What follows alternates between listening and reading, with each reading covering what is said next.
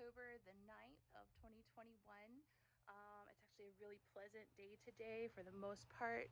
Pretty cool, sunshine, just beautiful, nice and quiet.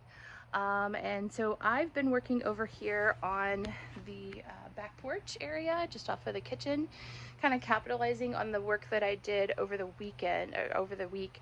Every day after work, I would come down, and while I was heating up dinner, I would start working on prying up another piece of plywood that was adhered on top of the tongue and groove flooring over here.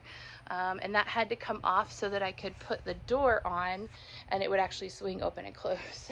So really excited to have that done. This is obviously, number one, not the permanent door and not the permanent way it's going to be hung, but this will do for quite some time. So just know that I can hang a door. Not my finest work, but it'll do. So really excited to have that in place. I can open it up, get a little bit of airflow. I can bring things in and out a lot easier. And in that same vein, now I can work on the porch. So this porch basically needed to have joists replaced because we had a leak. I don't know if you can see it. See that little bit of sunshine right there?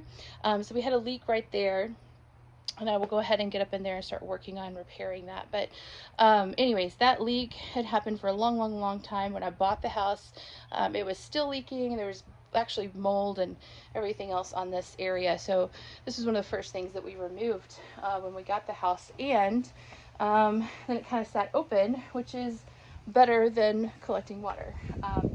But speaking of collecting water, at one point they covered this area with stucco, and stucco on the north side in a hot, humid climate, not the best idea. So you can see what's happened. We have mold and mildew growing on the outside because this would basically be cement that stays cold, holds temperature, and the sun never really got to this side to kind of dry it out. So it just stays kind of damp and icky, and you can see the damage that was done to the wood that was embedded in it.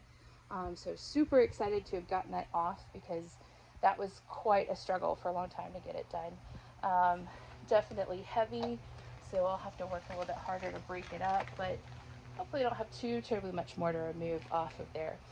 Also, I had a number of boards that were adhered on here. Now that I've gotten them off, I can go ahead and reframe. You can probably see the joist that was damaged from all that water leak and termite damage. So what I needed to do is I needed to sister to that so that I could attach the floor back on top of it. And what I would do if I was going to save the existing wood flooring back there is I would have to basically measure this long piece and cut it so that it bears like little notches out on the beams. And then I would basically crawl up under there, and this is really heavy, but I would flip it up. And so you can see when it's at an angle, it's going to be taller than ultimately it needs to be. And that would cause a problem. You wouldn't be able to get it in place. I mean, you can bang a little bit with wood, but you really don't want to cause too much damage. So what you would do is you would actually have to cut it at a beveled angle, which means that ultimately if I did that to get it up under there, under the floor, and put in place, it wouldn't be bearing across the entire top of the board. So I really have been thinking about what I want to do and making a judgment call here.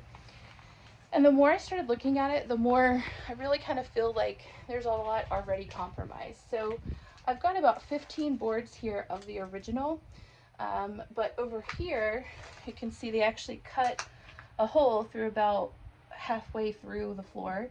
So all of that from there over would have to be replaced. And then over here is where the hot water heater sat. It was a gas hot water heater. It apparently caught fire at some point. And so all of that flooring would need to be replaced.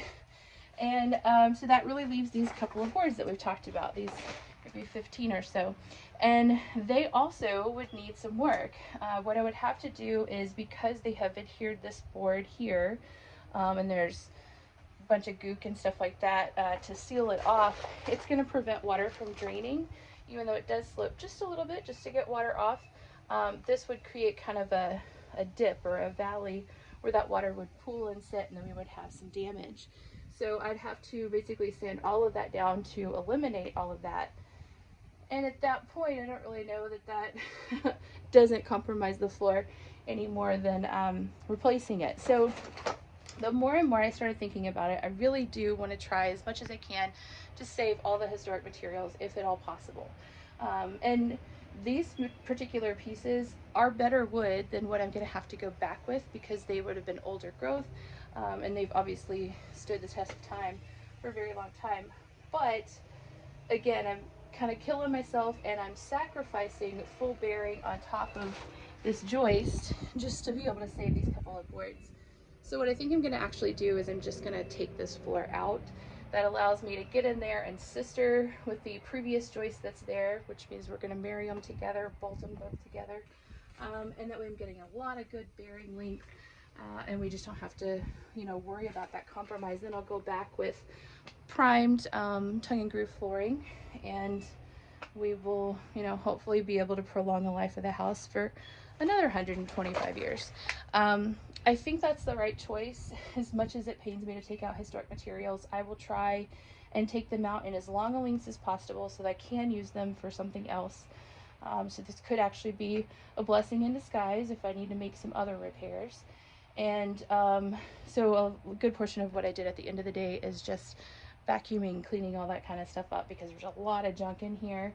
And I don't particularly want that to fall down underneath the house because I have to crawl in it for the rest of my life. So anyways, tomorrow hopefully I'll be able to get this out. Maybe we'll get the joist in. I don't know that I'll be able to get the flooring put in because that needs to be primed on both sides, unless I just get really industrious tonight. I doubt that will happen, but definitely significant progress.